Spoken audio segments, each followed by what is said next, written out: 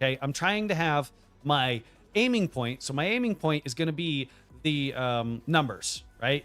So my aiming point's going to be the numbers. If my numbers start working their way down the windshield, then I'm getting high. So right here, I think I'm just a little high. So I'm going to reduce power to increase my descent rate to catch back up with an appropriate glide path.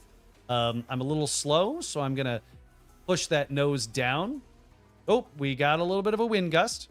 So we're letting that nose drop to gain the speed and using power to control our descent rate down. Remember to look down at the end of the runway. Yes, the only problem is just telling a student to look down at the end of the runway doesn't address the actual problem. The problem is that a student is trying to force the airplane to flare. That's what happens most of the time, is a student is trying to force the aircraft into a flare. A flare is what happens when you land appropriately.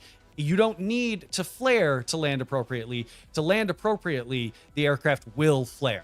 So here we go. The runway has started to expand rapidly into my windscreen. I'm going to rotate, bring my power to idle. And if I start to sink, pull. If I start to sink, pull. If I start to sink, pull. If I start to sink, pull. If I start to sink, pull. If I start to sink, pull. And stall. Touchdown. Did I float? Yeah, I floated.